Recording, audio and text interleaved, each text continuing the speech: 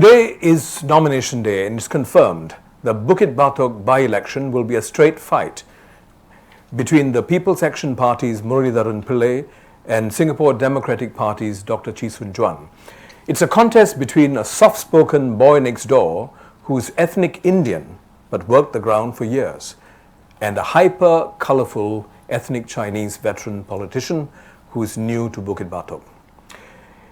It's a contest between a candidate backed by the ruling party that can promise a $1.9 million worth of upgrades versus a candidate who presents a 100-day plan promising transparency, openness and accountability.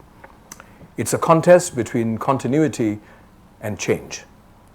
7th of May is what they say in the military, D-Day, when more than 27,000 eligible voters in Bukit Batok Single Member Constituency or SMC will decide on who should be their Member of Parliament.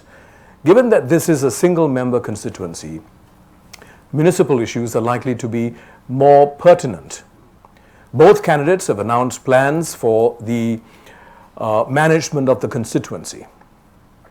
Murali Pillai has promised, as I said earlier, $1.9 million worth of infrastructure plans for a neighbourhood in Bukit Batok, including covered walkways, ramps, a jogging track and a small park, plans that he says can only be carried out if he's elected. Dr. Chee too has revealed his own plan for town council management. He vows to, quote, surpass the current levels of performance of PAP-run town councils. He has also promised to roll out 4 social initiatives for residents focusing on helping needy families, enhancing youth education and providing financial education and legal consultation. So what are the likely key considerations for voters in Bukit Batok? First question, can the MP and his party manage the town council well? To what extent will the negative effects of the Aljunied Hougang Punggol East Town Council saga or the AHPTC, I'm losing my breath when I say it, AHPTC saga affect voter sentiment? Second, how important is race of the candidate in the equation? Considering the fact that 3 out of 4 constituents in Bukit Batok are Chinese and that this is the first time in 37 years that the ruling party is fielding a non-Chinese in the by-election. Third, how important is it to have a candidate with strong and long links to the community?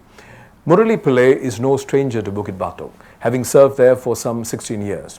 Dr. Chee is a fresh face to the residents.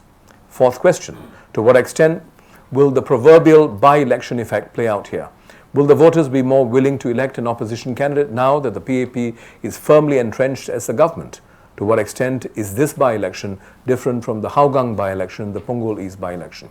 Finally, will Dr. Chee's colourful political image work in his favour or against him? He said, I quote, "There's been a dearth of accountability, and if I'm elected, I would serve all Singaporeans." How important is this to the voters of Bukit Batok? Welcome to Debate IQ. I'm Vishwa Sadashivan. The topic for today is Bukit Batok by-election. What's at stake? To help us make sense of these questions and more, we are joined by 2 seasoned political watchers in Singapore. First, we have Associate Professor Eugene Tan. He looks very familiar. That's because he is familiar, right? Eugene is a former nominated Member of Parliament and Associate Professor of Law at the Singapore Management University or SMU. I would describe him as an urbane yet astute political commentator. I don't know what that means actually. He's also a veteran. He's also a veteran of Debate IQ. Welcome back, Eugene. My pleasure. Thanks, Vishwa. We look forward to hearing your views, and we hope that they would continue to be profound. I'll do my best. Next, we have Dr. Derek da Cunha. Sorry.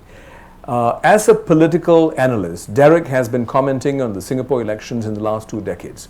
In fact, he's been at it since the iconic 1991 general election. He's also a returning Debate IQ panelist. Welcome, Derek, and as I told you the last time, don't hold back. And we have with us in studio a wonderful, and this time round, a pretty good-looking bunch of people. You know, For some reason, even though it's the end of the day, they still manage to look fresh, you know. And hopefully your ideas are going to be equally fresh. And please don't hold back. Let's have a riveting, reasoned and reasonable discussion that adds value. All right. Now, what we are going to do now is we're going to have a discussion on three broad areas, if I may suggest. You know, because this discussion is going to go live, and it is going live at this point in time. We would urge people who are watching us to send in your questions via poll everywhere, right? So we should be prepared to take their questions as well as the questions from the floor here, right? Now, let's start with the first broad area that I'd like us to talk about. You know, there's been a lot of talk about Bukit Batok by-election, the by-election effect, right? Derek, you have written quite a bit about the proverbial by-election effect. Do you think it's going to play out this time in Bukit Batok? How is it different? How is it likely to be different from the more recent two other by-elections in Hougang and Punggol East? Okay, in terms of by-elections, all the usual and standard rules that would normally apply in general elections do not tend to apply in by-elections.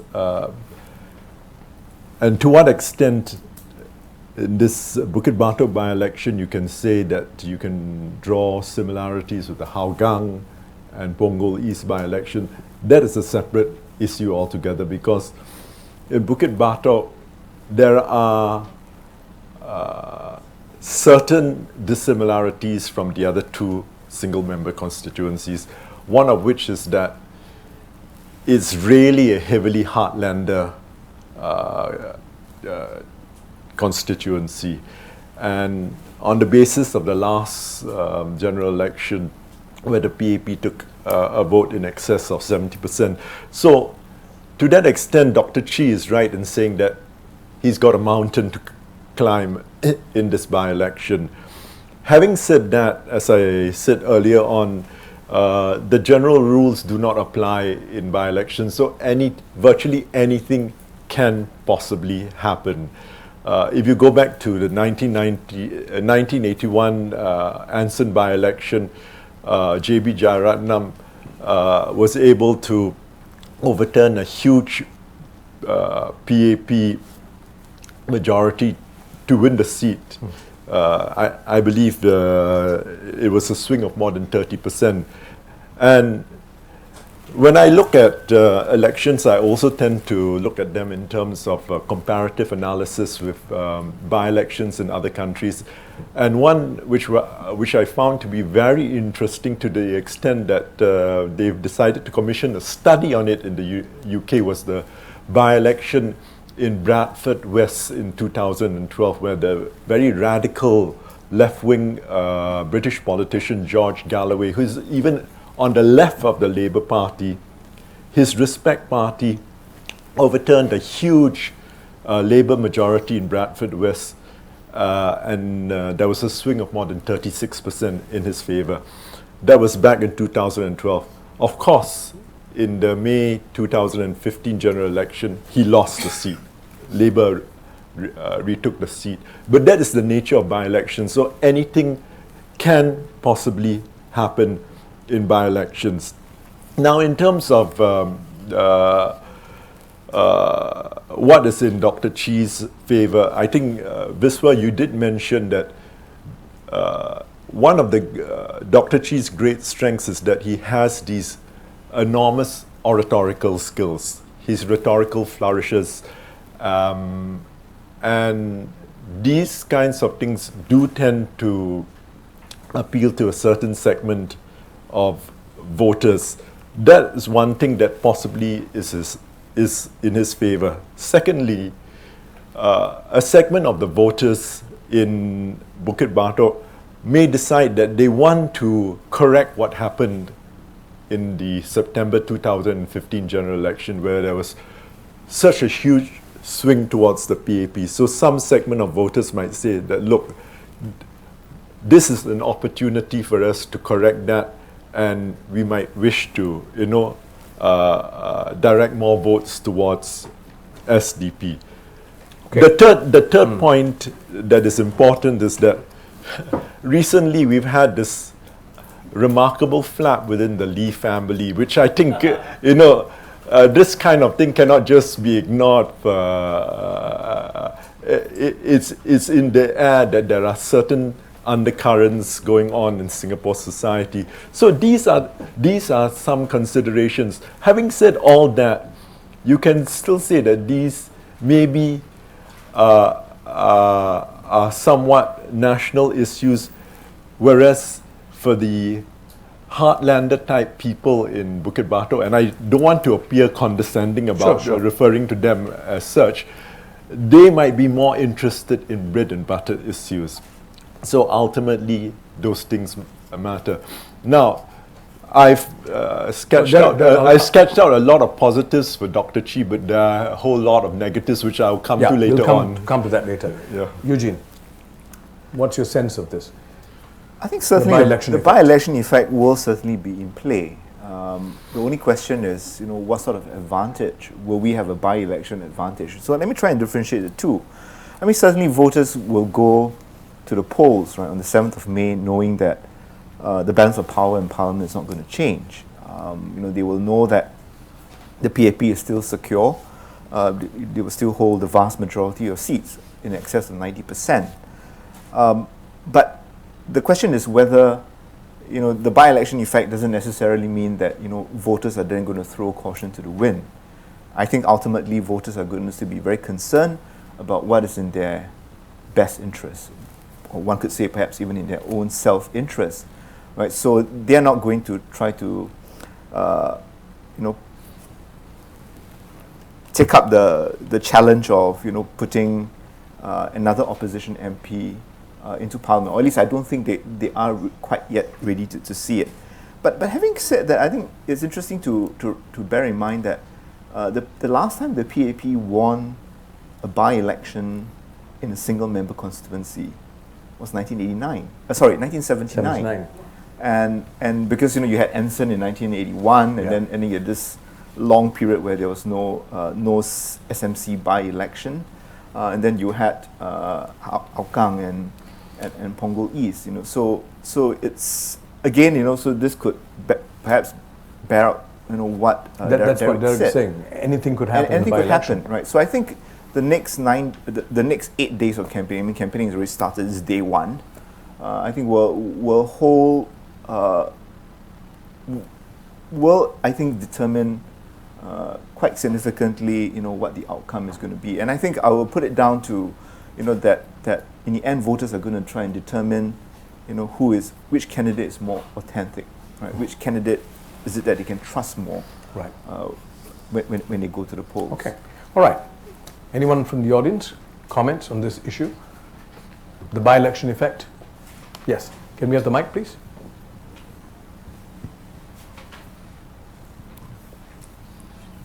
I think I'd like to add 2 points to the discussion so far, which was not brought up. One is Dr. Chi, to him, I think it is either he enter Parliament or he will be retiring from politics. He's already 53. He has been trying, and SDP has been out of Parliament, 20 over years already. And he, as a Secretary General, he is a heavyweight compared to, I don't know what, compared to Morali. And if he still cannot enter Parliament this time, I think that is the end for him. And that is one factor that I think he may play it up in the so-called in the rallies, or maybe I don't know. He will say a lot about it. Second point is that he brought up a very good issue to counter the PAP. He said that David Ong in the general election 2015 promised $24 million project to benefit Bukit Batok. He's asking PAP now to account for all these. What is happening to all these projects? So I think the PAP, if they cannot give a reasonable so-called response, it may cause a backlash to the, you know what I mean, to the voters. That means what? Nothing is done. You mean you say it's already 6 months, and then what? Not even in the planning stage. What is happening to your $24 million promise? All right. Yes. Just to add on, Vishwa, to the issue of the competing considerations. I think one is the SDP promise of having a full-time MP on the ground versus Murali's position at being a lawyer in the firm and with his commitments. That's one issue. I think the other issue that you sort of brought up in the beginning but hasn't quite been touched upon is the issue of the $1.9 million goodies that's been promised by Murali. I think that sort of divides views. I mean, there are people who would lap it up, and I think we have seen it in the last general elections. If you give me goodies, we'll lap it up. But there is also a very strong, diametrically opposed views that frowns upon, that sort of politics. And I think what's different this time around is that we have seen a statement made by the SDP by Dr. Paul Tambaya, criticizing that very bluntly, and even suggesting that that could be in violation of the Parliamentary Elections Act. I'll be interested to hear... Because it's considered pork barrel politics. It's considered undue influence. I think that's what's stated in the Act. So I'd be grateful to hear the views of panelists on this. Yep. Oh, sorry. Hi. A couple of comments. One is on this issue of the by-election effect. It should really, in Singapore it has played out that way, and especially because you know that just before elections there's always this general, all the anger that people store up against the PAP during the 4 years always comes out then, but when it comes to elections time, Singaporeans generally vote very conservatively. The general election. General elections. They vote which is why in the by-elections, it always tends to go in the other direction, because then you can take a chance of bringing someone in. This should really mean and bode very well for Chee Soon Juan. So if he... But however, there's all this negative feelings still about him. Even at the last elections, there was apparently quite a lot of negative feelings and feedback about him still, despite his hangover. Despite his amazing rallies, I have to say, they were the most some of the most captivating rallies when he spoke.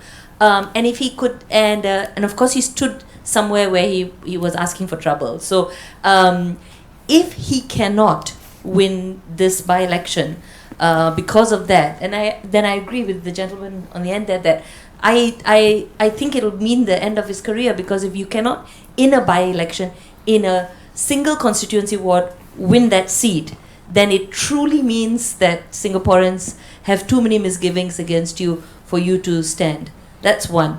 The other point was on this 1.9 million, and I agree that they've tried this. The PAP tried this before with Potong Pasir for years and years and years, right? The whole upgrading carrot issue. And the public reacted very badly. And even in general elections, they lost to Cham Si Tong. And I think they seem to have learned from it in the previous general elections and stopped doing those things. So I'm actually a bit surprised that they've done this whole carrot thing again, that the 1.9 million is only if you... Let's deal with that one, $1.9 million. They stopped, the PAP stopped that practice, in lift upgrading and HDB upgrading issues, saying that if you don't vote for us, you may not get it. In the last couple of elections, that was out, right? But that was general election. Yeah. Are the rules different in a by-election? Is it safer for such an approach to be taken in a by-election? Because that's what they're doing right now. That's what they're doing, yeah. Because in a by-election, is it true that the issues are more municipal? The issues are more municipal, that's true. But the same bad taste in the mouth doesn't go away. Bad taste for the rest of Singaporeans, but maybe not bad taste for the residents. But you see, it showed in Potong Pasir. For years he kept that seat, but the first time he won it was at a general election when when these promises were made. And Potong Pasir, subsequently, when they then didn't get all that upgrading, in consecutive general elections chose to continuously vote him back in. So Singaporeans do show a distaste for that kind of behavior. Okay. So I'm not sure that they are going to react well to that. Are the people of Potong Pasir and Hougang unique? I don't know. I mean, some people say they come from a different planet. They are very different. Do they represent the rest of Singaporeans? They're green in color. But I actually think that Chee Soon Juan's platform sounds to me a lot more relevant, a lot more something that will appeal more to heartlanders. Since we've started with that word, we understand what we mean. Yep. I think they will appeal to the heartlanders because he's talking about things to help needy families, help legal clinics, which always has been a problem for. I mean, aren't there already legal clinics and all these things? There are, but what they're showing is therefore they can, as an opposition ward, also continue to provide it. And they're providing programs and ideas for how they're actually going to reach out to help people in need. I get it, upgrading is good, but if we're really talking about a ward where a third of the people live in 1 to 3 room flats, how much is a jogging track really going to be the first thing on their minds? Maybe covered walkways, but I think other kinds of help, an umbrella can do the same thing. If your pressing needs are bigger than that, I'm not sure how far covered walkways and jogging tracks go towards dealing with that. Point taken. Yes. Sorry, I just thought I would like to add to the upgrading carrot thing. Excuse me. I mean, when we look at it from the perspective of is it a municipal issue versus a national issue? To be really honest, the reason why I feel Potong Pasir held up for so long is really because people see it more of a principal issue, and that doesn't really go away. You can offer upgradings and stuff, but there's a certain thing within people that I guess sort of say, and let's do this the fair way. I mean, I've also been on the ground at Potong Pasir just after Sito Ipin took over. The sentiment that I got was that they were not really so much for the upgrading. In fact, some of them say that they just need the basic amenities as it is. All the malls and all the flowery stuff, they don't really need it. So I think it's a sense of the appropriate measure of upgrading that people are rebelling against when PAP throws out these carrots. Yeah. Okay. Let's hear from Eugene. Quick responses.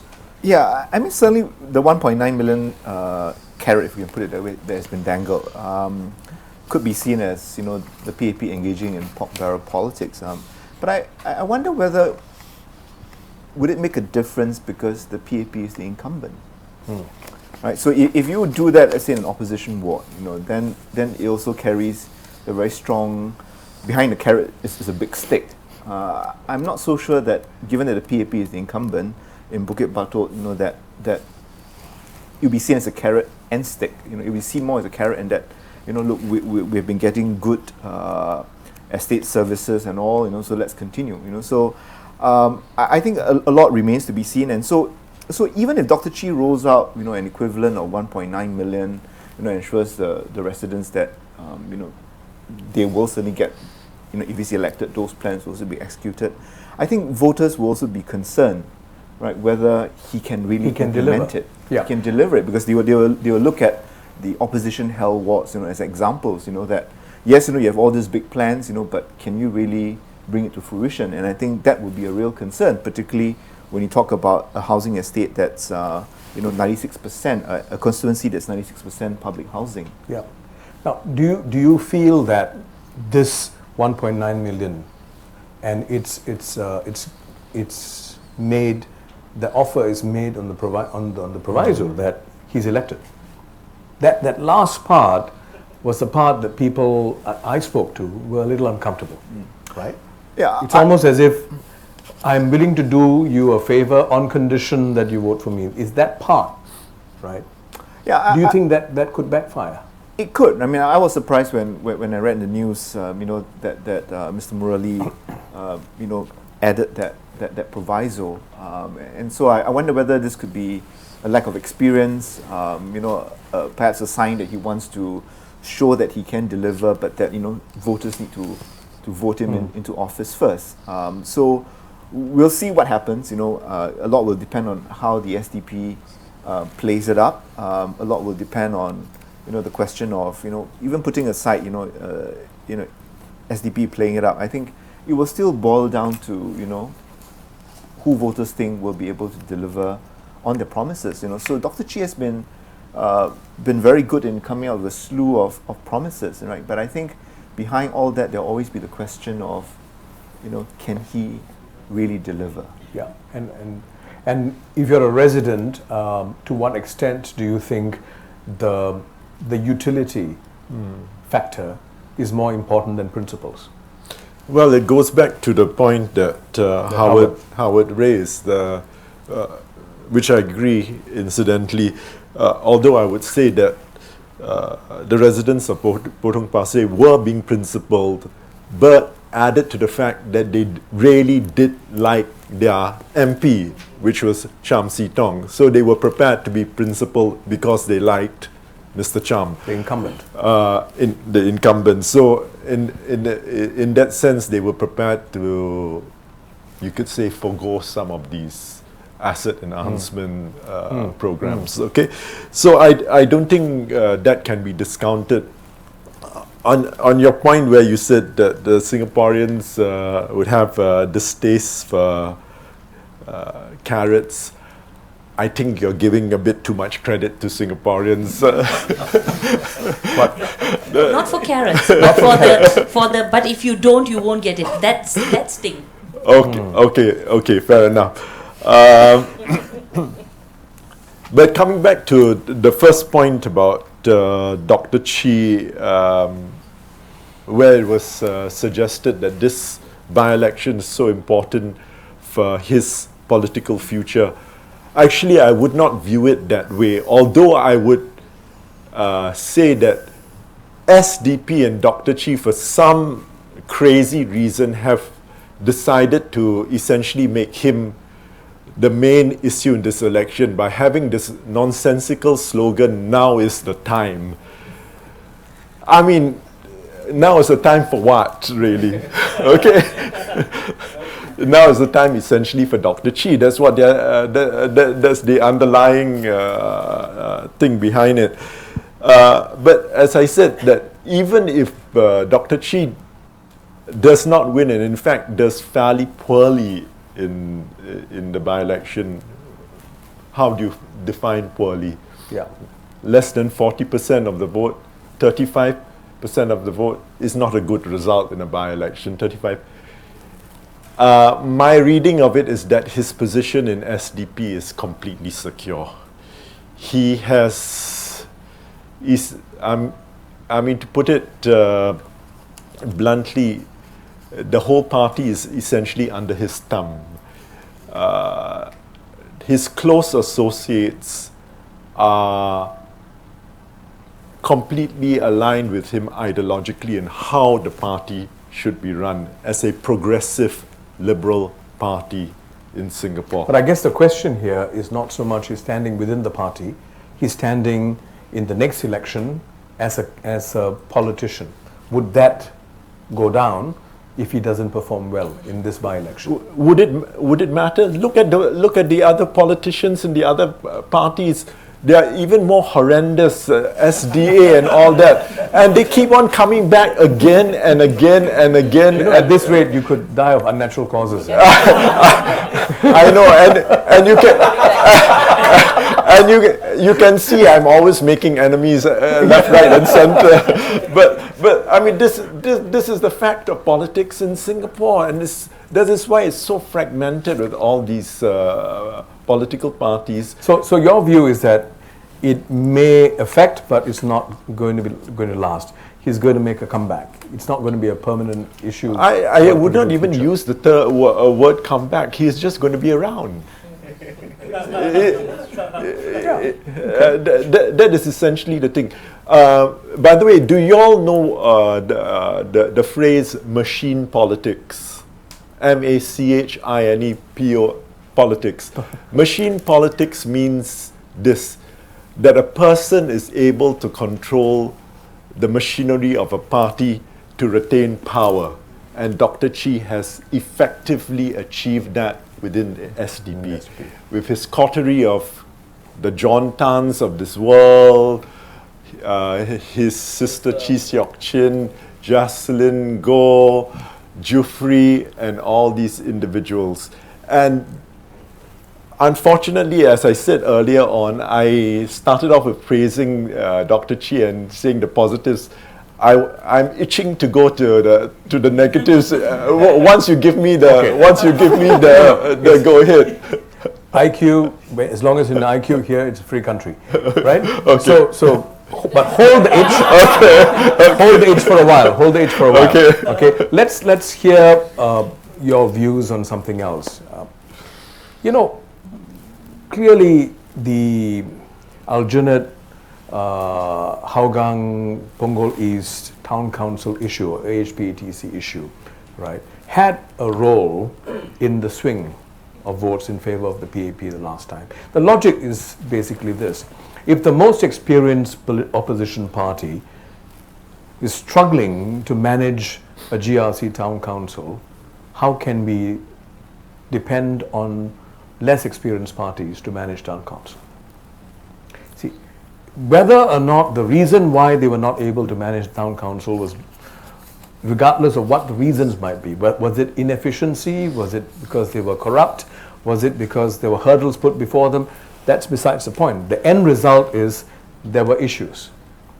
And it has had a chilling effect on people about voting in a group that may not be able to deliver for various reasons. Now, to what extent do you think that could be a consideration in the voting decision this time round? Yes. I think that's exactly why Murali made his comment. I don't think he said that if you don't vote me in, you will not get the 1.9 million. I think what he was trying to say, and I'm trying to read his mind, sure, but this is what I think he's trying to say, is that if you don't vote me in, you will not have me and the PAP party machinery behind executing the $1.9 million worth of projects. You're going to get in a new team of people who's untested. But if you vote him in, then you have the whole backing of the Jurong Clementi Town Council, which has a proven track record, etc., etc., etc. You still get the $1.9 million either ways. But if you vote PAP, then you have a proven, an entity that has proven track record to implement the projects. I think that was what he was trying to say. And in the media conference yesterday, that was what DPM Tharman was trying to say as well. So I think it just didn't come out quite right. But I think that was what he was trying to say, because he was also trying to make a comment about all the ideas that SDP has come up with. I mean, working in startups, and you read about startups, ideas are cheap. You can have tons of ideas, but the simplest ideas, well executed, is what will win, what will turn something into a unicorn. Look at something like Snapchat and Instagram, right? It's a simple idea, but well executed. And I think that's what Murali is trying to say. You rightly pointed out that he's a boy next door kind of feel. And he's trying to say that, hey, I've been here for 16 years. Dr. Chi has been saying he wants to do legal clinics. And he said, I've done legal clinics 15 years ago. What makes you think that you can do it better than me? Of course, he didn't say it so arrogantly. Mm-hmm. But I think that that's really the crux of what he's trying to say. And exactly what you have pointed out, that whether is it town council issues, whether is it volunteering, whether is it taking care of the community, which team is better able to implement the idea? So both teams will have their plans and programs and proposals about how to take care of the poor, the elderly, the young, but which team will be able to convince the residents in Bukit Batok that they're actually better able to implement those ideas? What you're saying is this would be a consideration for the voter. I think so. Right? It's not so much your view, but it's a consideration of the I voter think on the ground. That would be what the considerations would be. Are there other views on this? I mean, if you're the voter, what do you think would be the key consideration on this matter? Yes. I think Dr. Chi also realized that managing the town council will be a big concern of the voters. And I think he had already come up with two solutions or two sales points. One, he's talking about a resource panel. He has a resource panel set up and going to help him run the town council and to report, to give a report within 100 days. Yeah, 100-day plan. Yeah, okay. And it's a transition team. And then another thing, he says, SDP will run the town council directly, no more through agent.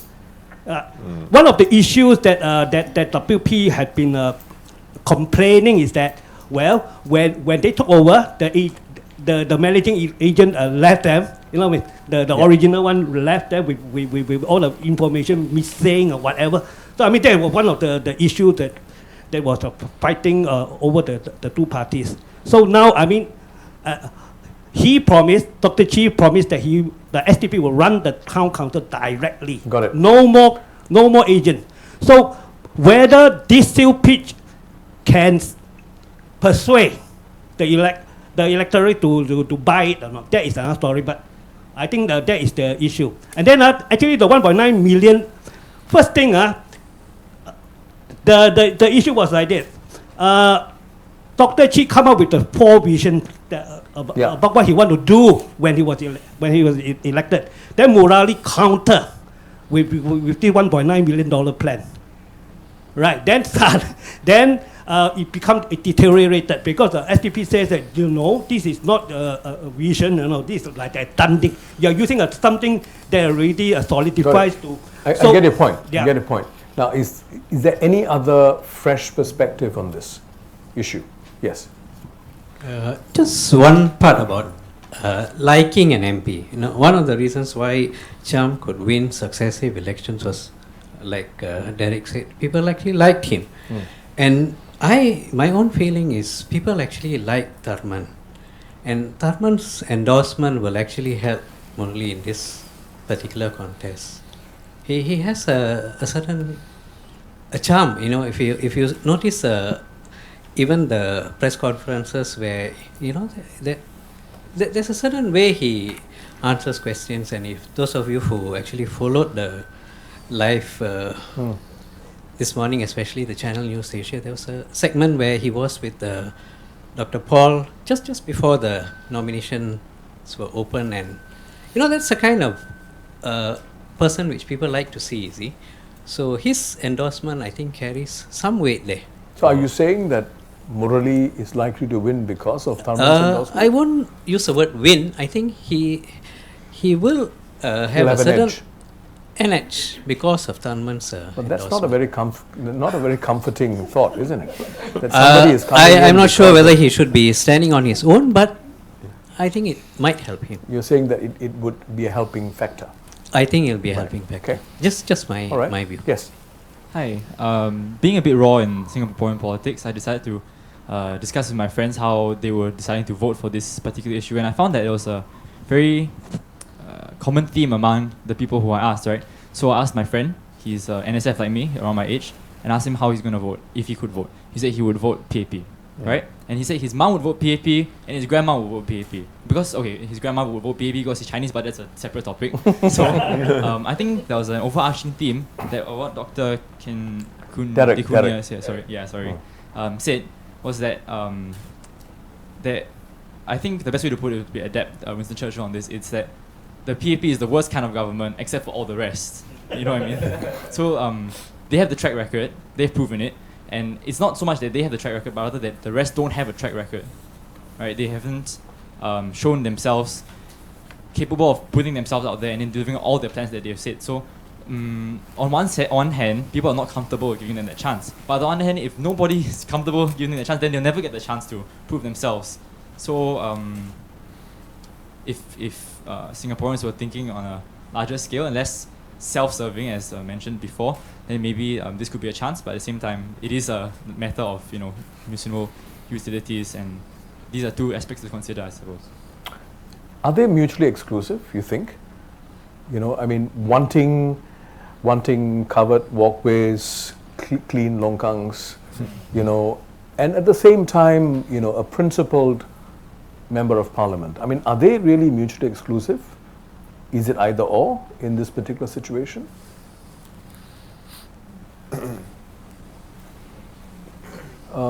Yeah.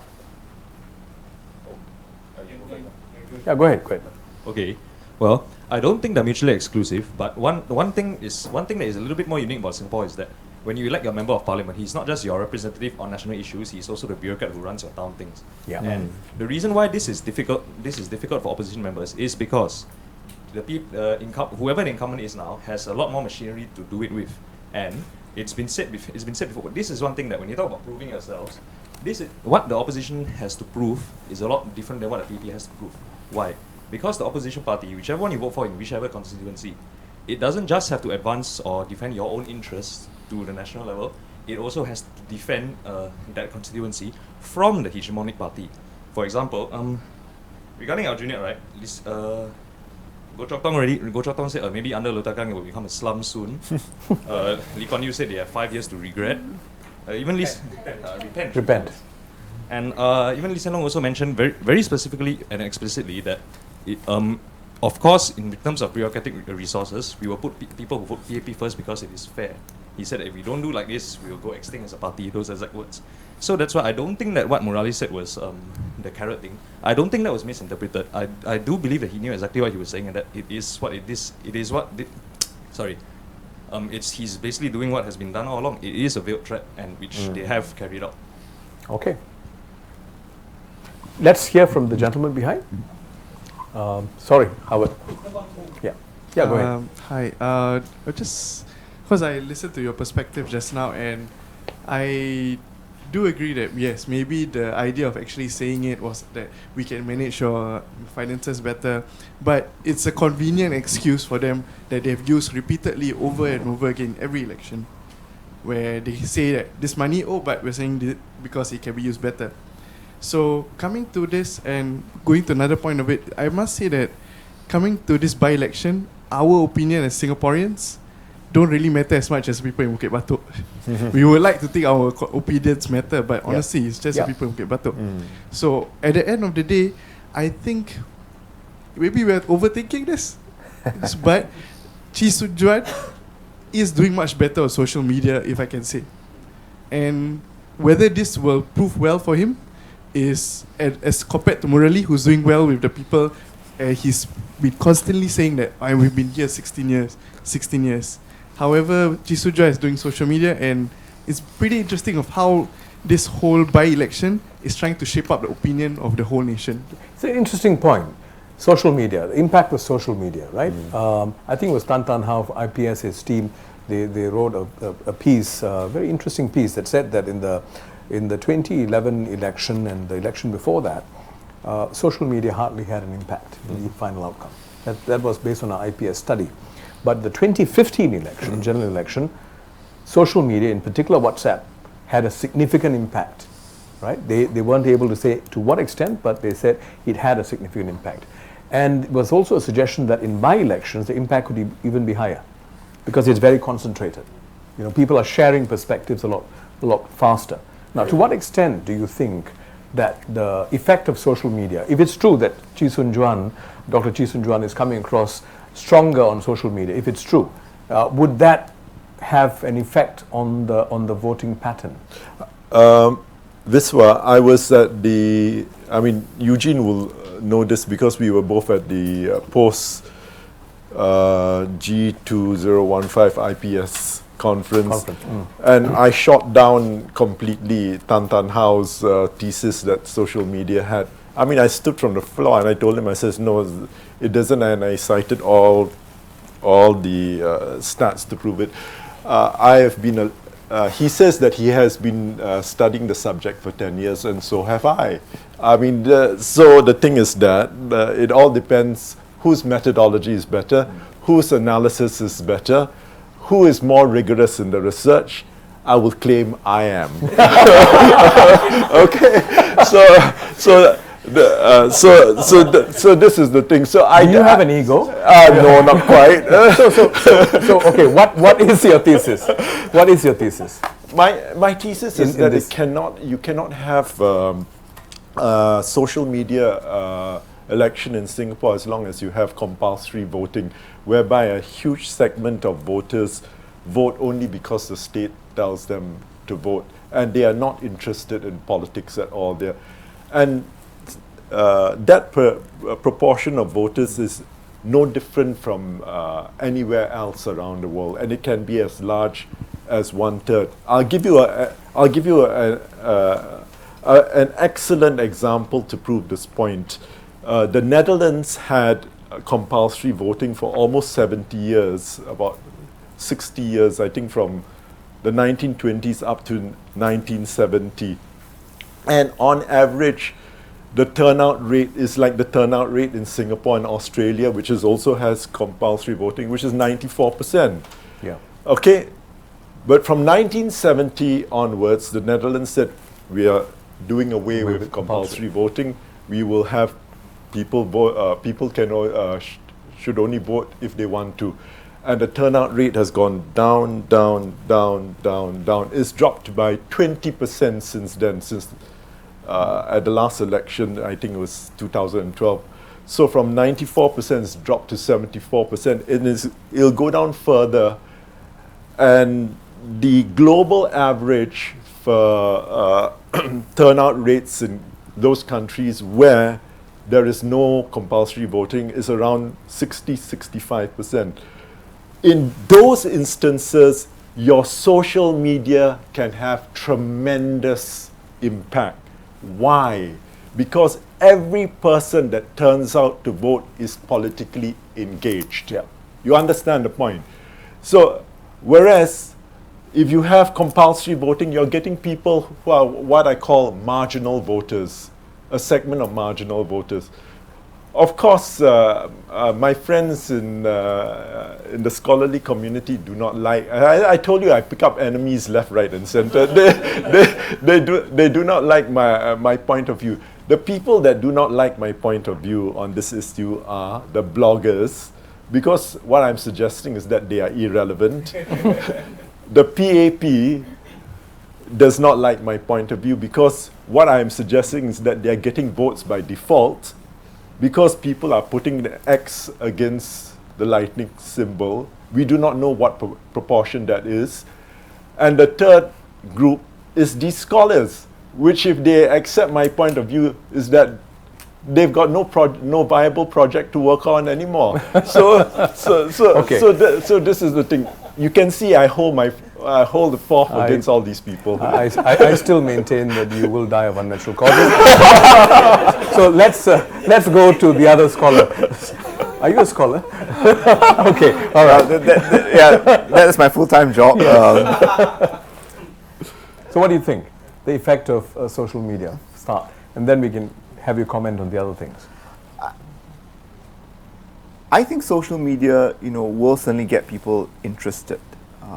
But I'm not so sure that you can persuade people to cast a ballot for you just by going through the electronic airwaves. So I think in that sense, talking about a very heartlander crowd, and I want to be clear, I don't use heartlander in any derogatory way, because we're talking about a very high concentration of public housing.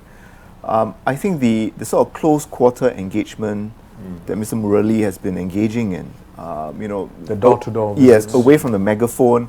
I mean, if you talk about who craves the media more in the lead up to today, I would say Dr. Chi. He's all very well timed, and but I don't think you can win an election through YouTube and WhatsApp. Yes, you will reach out to the younger voters, but I think people still want to be connected. People still want to be able to have a sense of who you are. Yeah. Right. They don't want to look at just electronic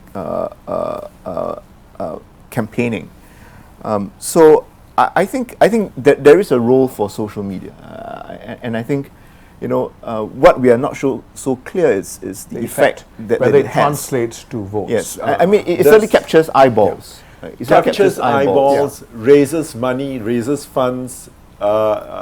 Being able to tell people to gather at a particular area for a rally, those kinds of things. But in terms of moving the vote in your favor, that's a different issue altogether. Okay. Point Sorry, taken. I'll just Yes. like to point out to what hat tip to Derek here. I think I didn't attend that particular forum. I attended the one that came after.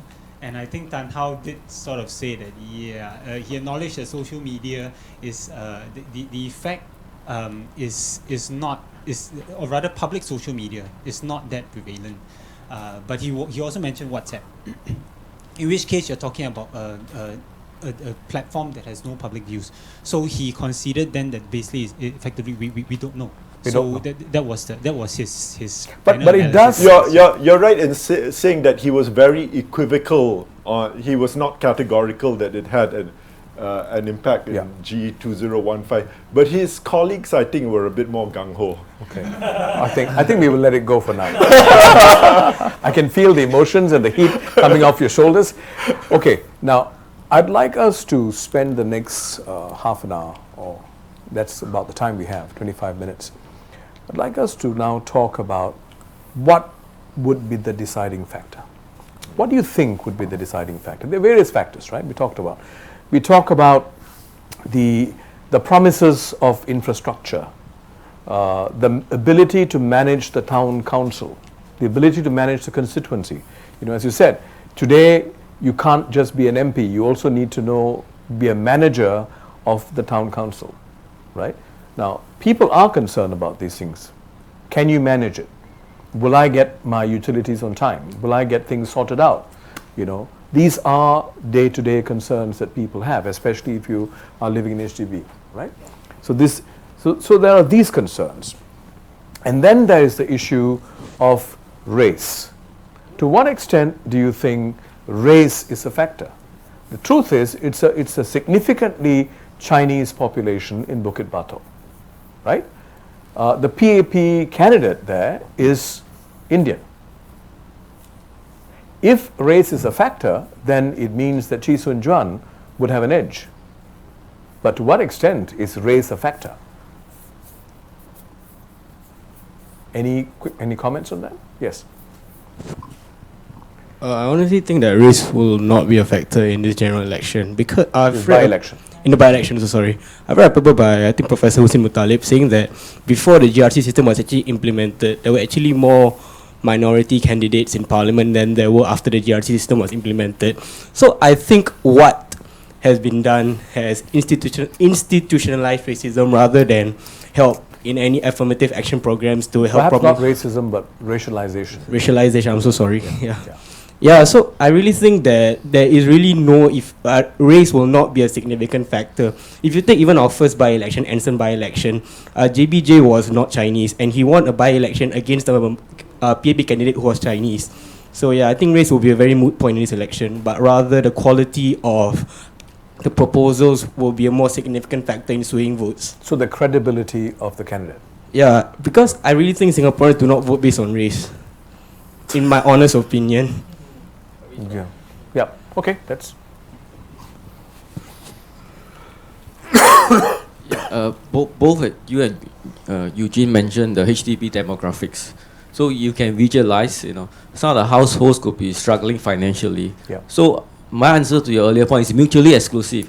If my family is struggling, I don't like the PAP, but if I work SDP, my life might be my family could be in worse shape right now. It's mutually exclusive. So that could be one factor if we speculate that people. A deciding factor. Yes, because I'm struggling, my family is struggling, But at the bigger picture, you know my views about these SDP chances, but I kind of changed my mind a little bit listening to this 1 hour, in a sense that maybe a SDP win is good for Singapore and maybe also good for PAP, Amu will have some problem, but but I don't think there's a need to threaten voters in a by-election. He's not promising 1.9 billion, it's $1.9 million, and like she said, you don't threaten people who are already might not be happy with the standard of living, transport issues, etc. All these comes together, and I think tactically PAP has a strong card. So I think tactically they could have fielded a wrong candidate this time around. Thank you. Yeah. All right. Okay. Let's hear from someone who hasn't spoken. Sugi, hold on. Yeah. What hasn't been discussed is what we keep hearing or reading on online forums is how Dr. Chee betrayed Singapore. That's because so many people cannot see the difference in that, PAP is not Singapore. PAP is not the civil service. PAP is not the government. PAP is not the sun, the moon, the rain. PAP is not any of that, let alone all of that. It's just that there's a big population that sees the PAP as being all of the above. So because Dr. Chi spoke against the PAP or the government, it meant PAP betrayed Singapore. And there's a lot of, from what I understand, ill feeling about Dr. Chi having done that. And I don't know how much that will matter for people who go to the polls. There was also the whole controversy about Chiam Si Tong Yes. being ousted and so on, which Chee Soon Juan gave his own version of it. But Yes, and I think people have accepted that. I think that has more or less died down. But this whole betraying the Singapore thing, people just don't see that he didn't. yeah. You know, so I just hope that doesn't work against him. Well, let's talk about that for briefly. I mean, to what extent do you think Chee Soon Juan's colourful past, let's put it that way, would work against him in this election? Because has it been erased? Can we say yes? Yes, please. All right. I don't think one can frame it in terms of Dr. Chi betrayed Singapore. I mean, really, I don't think anyone has framed it. It's a lot. It's I don't think. I don't. This is well. I mean, if Facebook, you're talking about the PAP IBs, of course they will say anything. I mean, why would you even listen to them? But I think you see, my problem with Dr. Chi is this.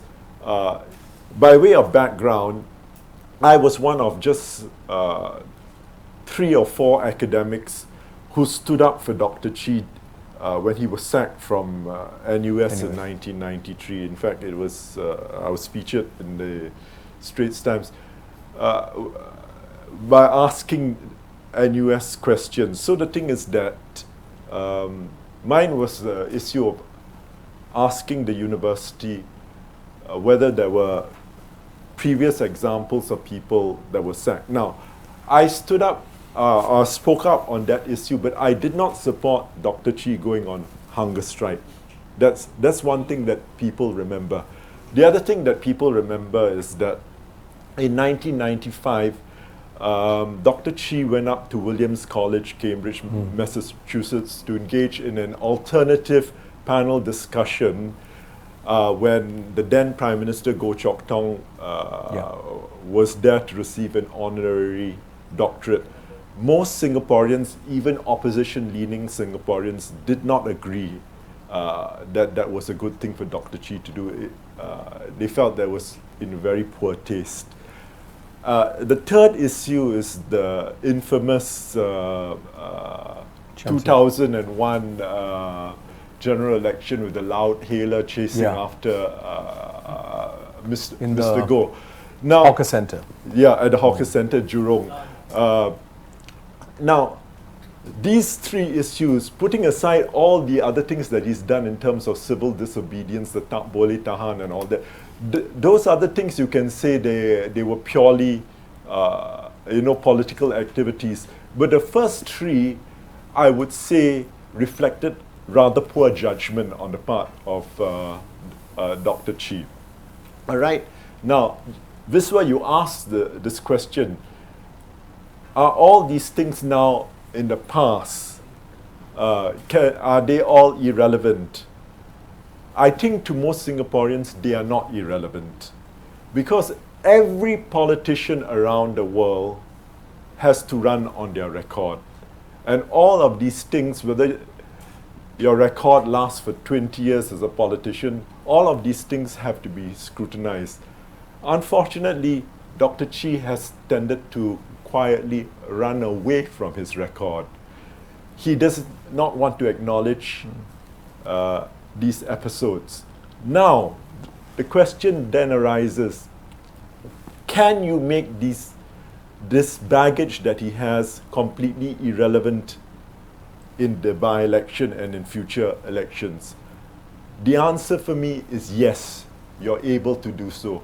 If he did this, and if he did this several years ago, that is to say, to tell Singaporeans that he repudiated what he did in the past, he apologized for them, and that he asked Singaporeans for forgiveness because in those years he was politically mature.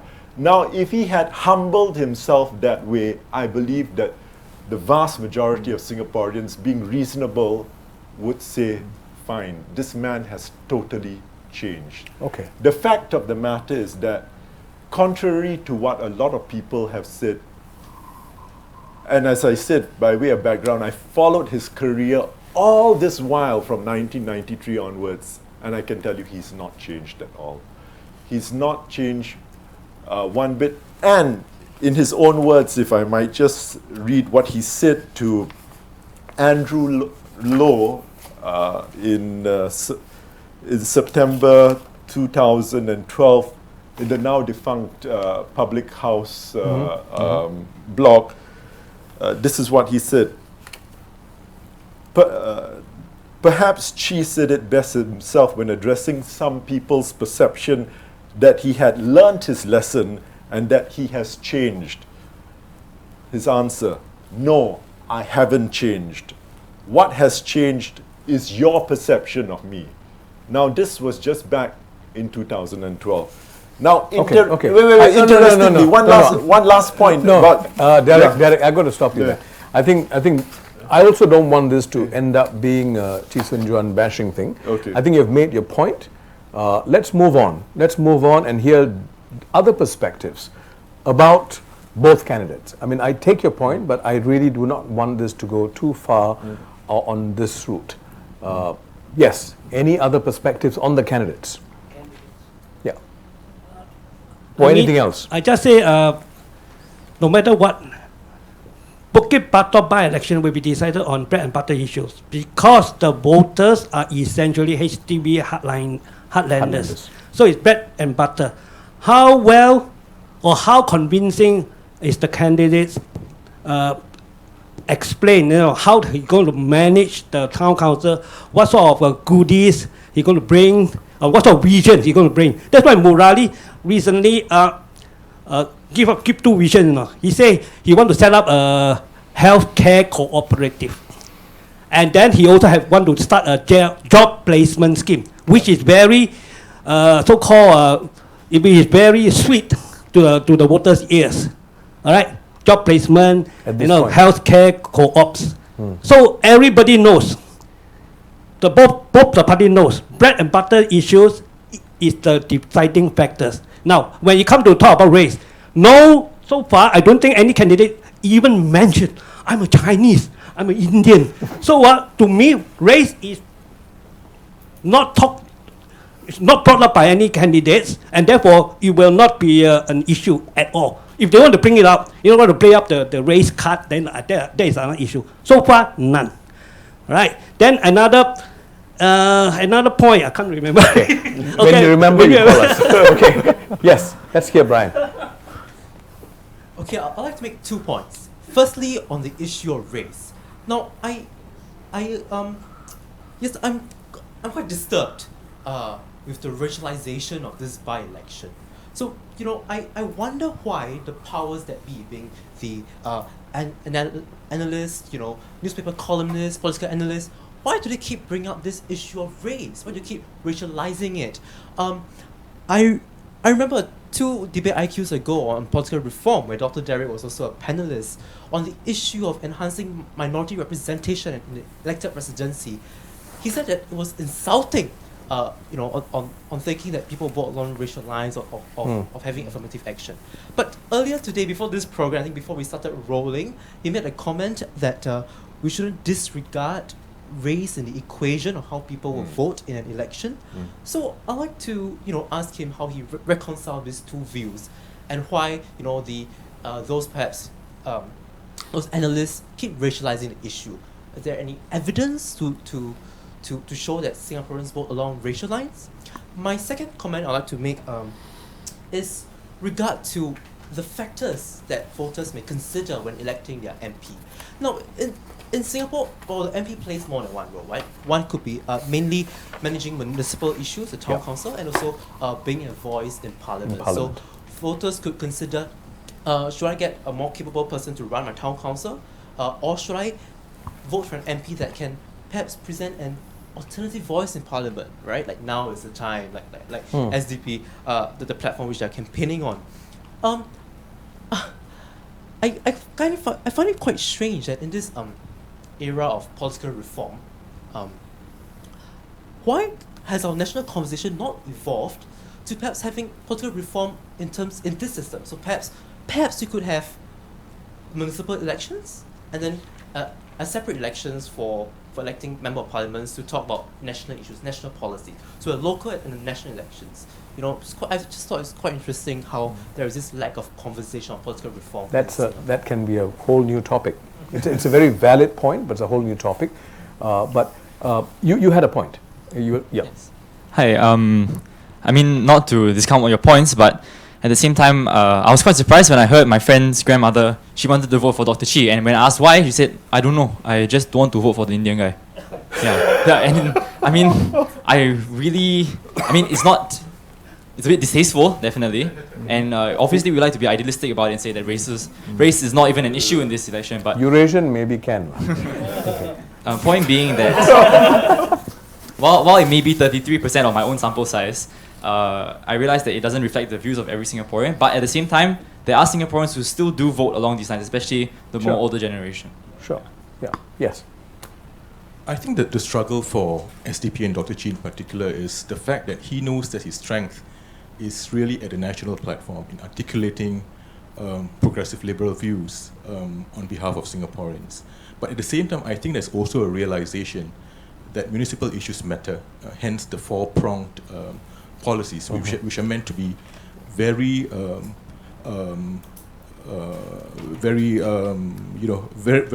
social-friendly policies for the SDP. But I also think that apart from municipal issues, there must be a segment of people within Bukit Batok. I used to live there, so I could, not really qualify. Is there a reason why you left? Yeah, I got married, but that's in the previous marriage, so maybe there were good reasons not to move out of Bukit Batok. The point is that there will be a segment of Bukit Batok residents who would think at the national level, and to them the question is there going to be much of a difference if you have another PAP MP in Parliament as opposed to another opposition member in Parliament, and one that has got certain strengths about him as well, in articulating certain views that could resonate with a segment of Singaporeans. And I think some Bukit Batok residents might think that way. Have you heard of this term, NIMBY? Not in my backyard? You see, this is a very interesting concept that's come up, right? I don't mind, having a voice in Parliament, but not in my backyard. I don't mind us building dorms for foreign workers, but not in my backyard. So, to what extent do you think the NIMBY syndrome, not in my backyard, but I think it's a damn good idea, that we have more opposition voice in Parliament, but maybe in the other constituency, like Hougang, but not in my backyard. I mean, to what extent do you think that's a factor? The NIMBY factor. I think it does play a factor, right? I mean, because voters are also concerned about estate management issues, right? So much as they would want, the PAP to be accountable in Parliament, much as they want a more diverse range of views to be articulated in Parliament, they would say, well, maybe someone else should do it. If they are happy with, or generally contented, with the level of services provided, if they take the view that the MP has been doing his job, or the party has been doing its job, then I think there'll be less of that inclination, to want to vote for an opposition candidate. So I think we got to separate those two things, right? The desirability of having more opposition voices, right, and whether I should cast the ballot, to bring that ideal or aspiration, into reality. So I think that this is where Dr. Chi is very mindful of it, and that's why he talks about the 100-day plan and all. A transition but team. How much of credibility can he have? I mean, the difficulty is his lack of track record, right? The last time the SDP ran a town council would have been in 1997, right? I mean, between 91 and 97, and after that they lost, Nee Soon Central and Bukit Gombak, right? So So I think, much as he has all these plans, right, I think the question that voters will be asking, what is your track record? Even if they want to be persuaded, there would be the question at the back of mind, can you actually deliver?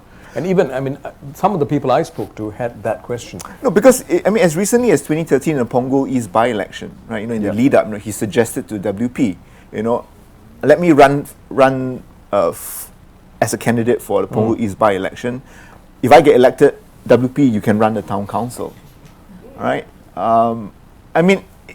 In a way, he is saying that, he's not sure that he can do the job, right? And I think that was something that DPN Tharman picked up very, very early on. So I think, yes, there are all these plans, and I think voters, will be interested, will be excited, but I think when they sit down and do their sums, in terms of, will it come to reality? I think that's where track record, competence, ability, trust, will play a very big role. Yeah. Derek, you want to respond to Brian's question? In terms of, I think both Brian and Justin raised this issue of race in this election.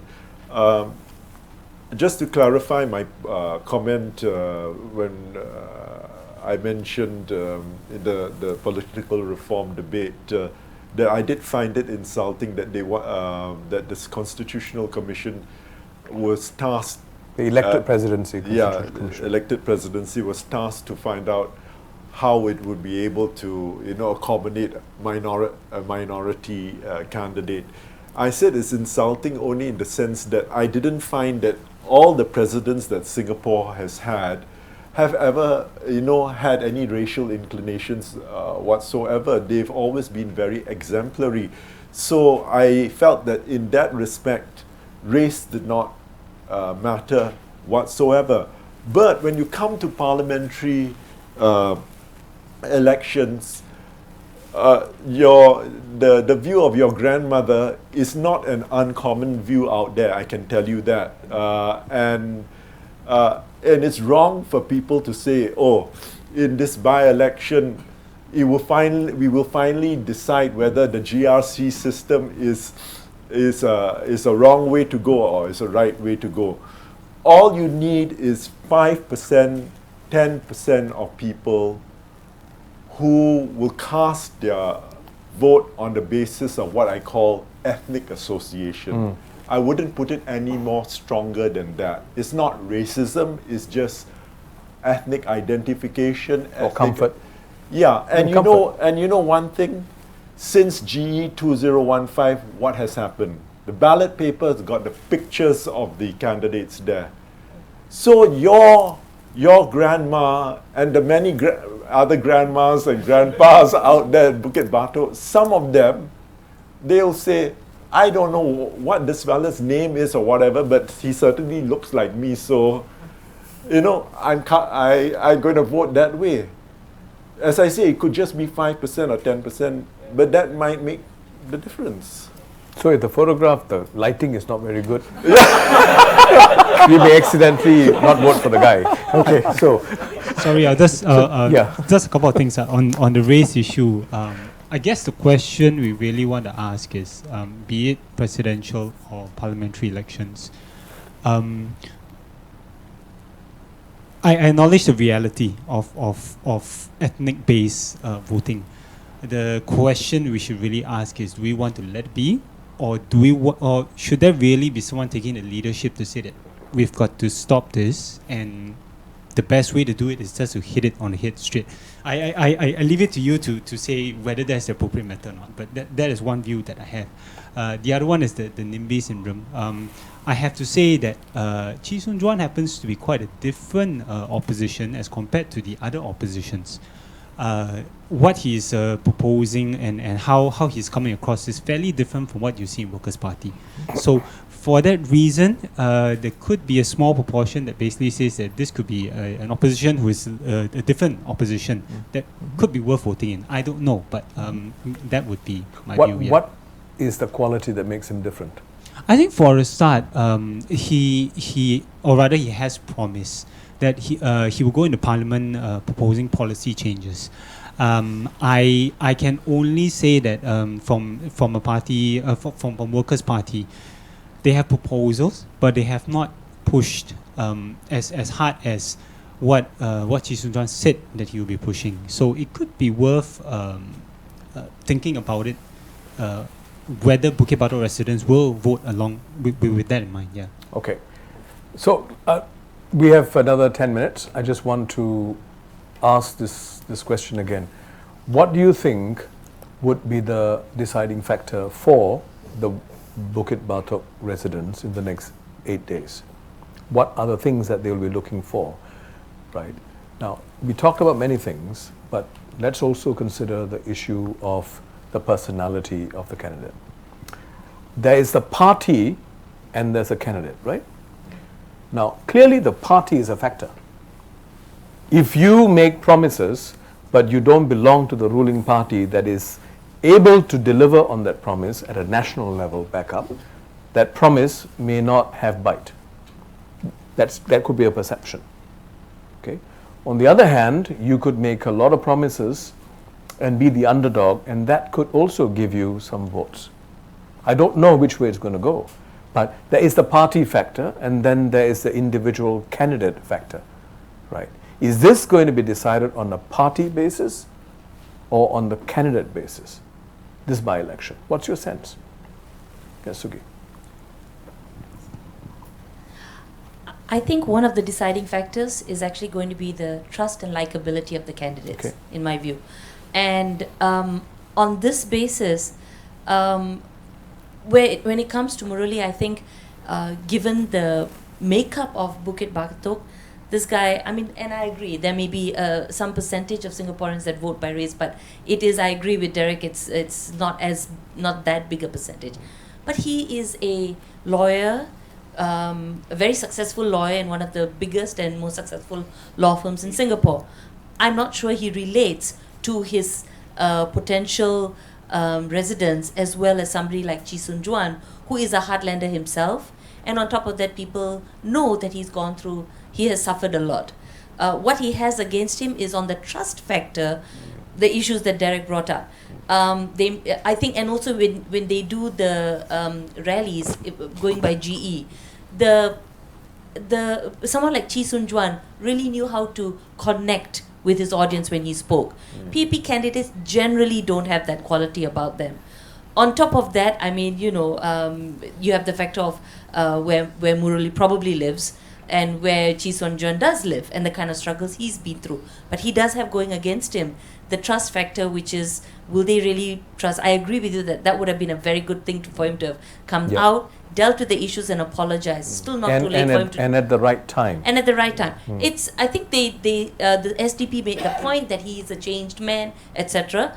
But this would be a good opportunity for him to take this issue up and do something about it. But I think trust and likability would be... perhaps being honorable. Yes, exactly. Okay. I think also if you apologize, it shows you are acknowledging those things which are of discomfort to the public. And if you don't, it calls into the question whether you are still actually believing that you don't. Okay. I also don't think we need to try and analyze Murali's words. He's a lawyer, he knows what he's saying. Yeah. If he didn't say what you think he said, he didn't mean it. Okay. Yes. Behind? Just wanted to just put a thought in mind. Because right now, when they put Murali there as the candidate, I feel like he's squeaky clean and he's just a perfect person for everyone to say yep, he's a safe choice, he's done this work. You're saying he's incapable of doing what David did? No, that's what you said. But in lieu of all the recent events and all the imperfections of PAP candidates, so I mean thinking of Khaw Boon Wan and how the trains have broken down recently, and how his harakiri comments and all that nonsense, and also Denise Paul and her insensitive comments that she had leaked out. And does this show a crumbling effect of how PAP chooses his candidates, and that's why they've put out Murali saying that, you know what, this guy is a different breed, he's squeaky clean, he's done his homework, choose him. He's not like what the others have become. Okay. So is this something that is a factor in how PAP has filled their candidates? This candidate especially. And do you think it will work? I think, to me, the only thing that they will vote for is because he's been here 16 years, Chee Soon Juan is an outsider. Okay. Yes? I like to say that I'm a resident of Bukit Batok. Ah. Although I'm not the direct voter, but I'm very near to the people who will be voting. So you can tell us about the NIMBY effect. Yes, Okay. yes. One thing's for sure, I have not seen Morali around, God bless him, 16 years, but neither have I seen Chee Soon Juan too. So both are new. So to me, the 16 years is not as great. And as regard to the plans, municipal issues are very important. Who is going to manage better is important. But exactly who will be better, and that goes to my point, which is the party effect. So the party will be the one to help to manage the municipal issues.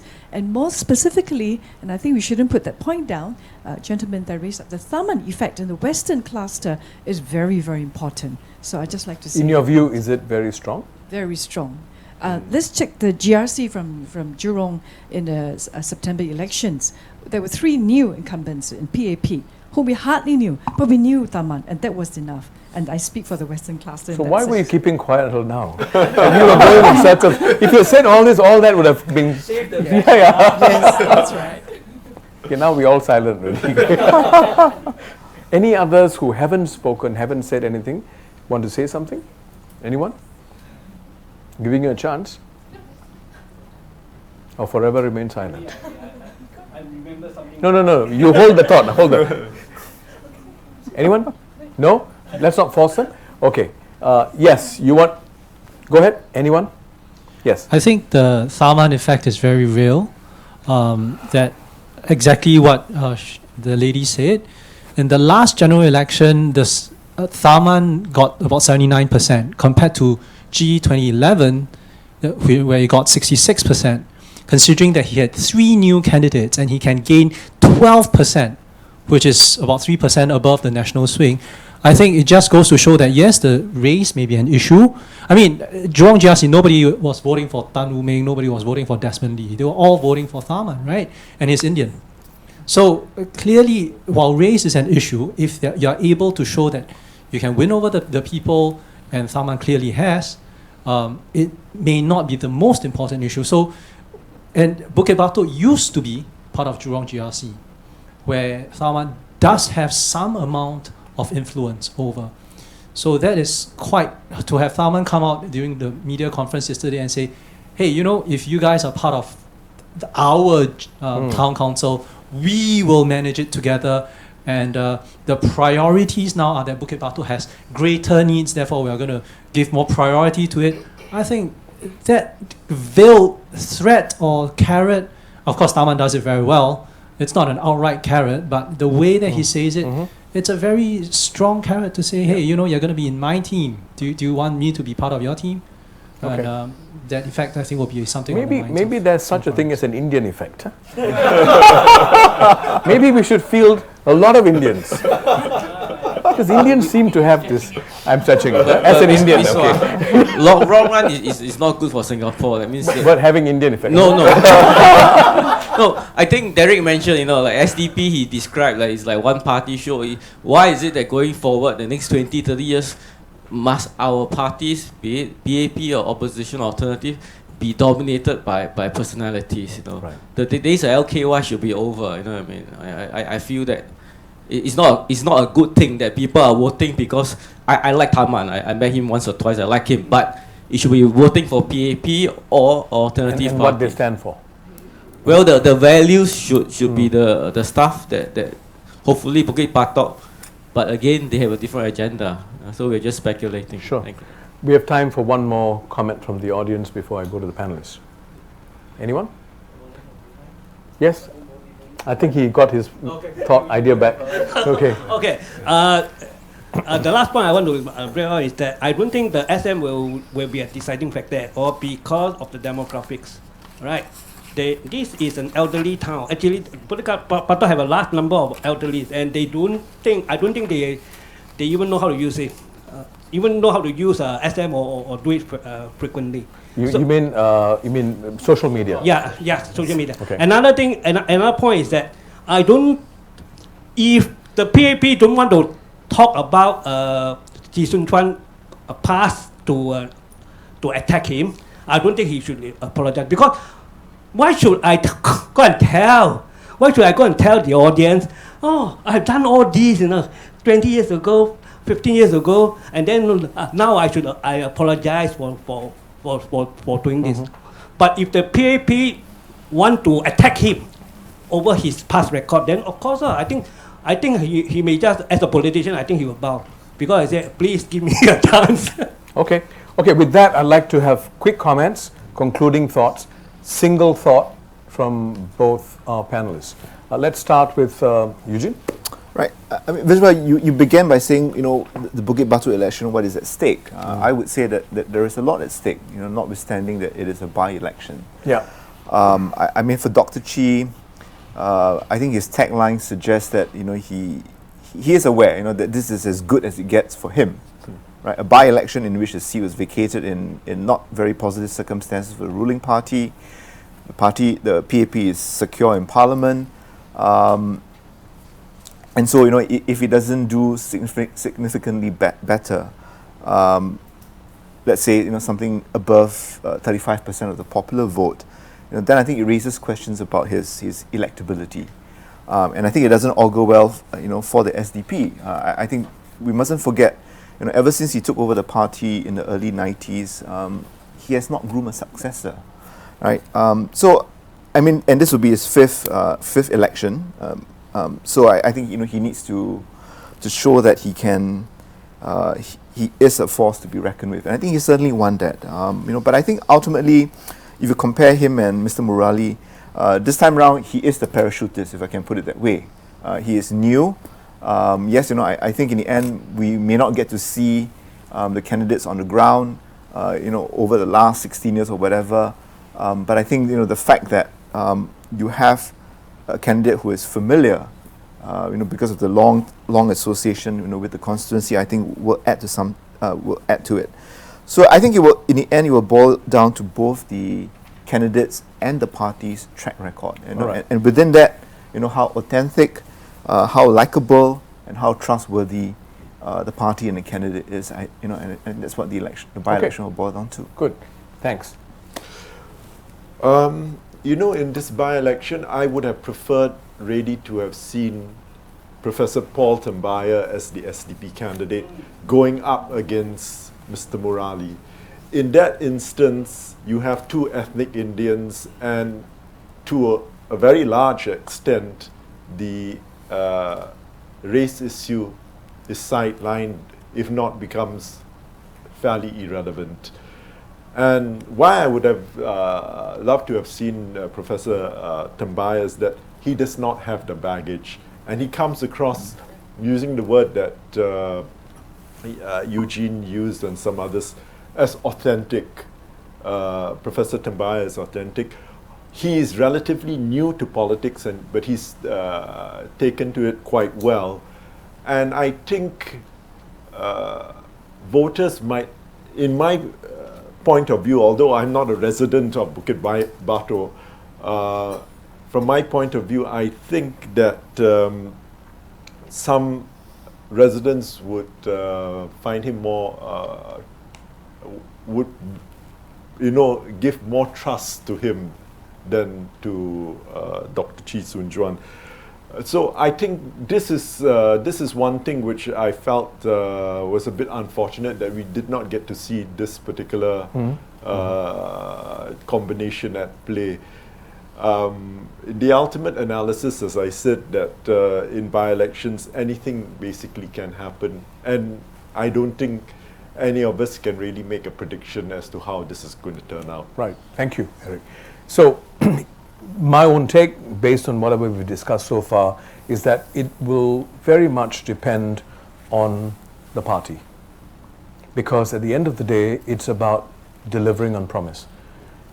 It's not that, and unfortunately, when it comes to that equation, delivering on promise, the party that has the benefit of the track record actually has an advantage. It doesn't mean that the party that has not had the track record is less able to deliver, but that would be a disadvantage.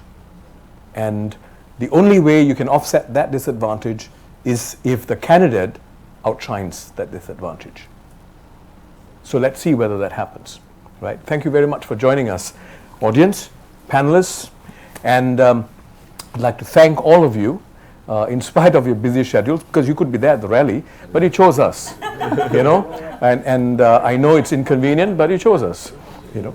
So I'd like to say a big thank you to all of you for also supporting us, you know, on Facebook. I know many of you, I recognize your contributions on Facebook, but keep it coming, right? So this has been Inconvening Questions, and keep them coming, the questions.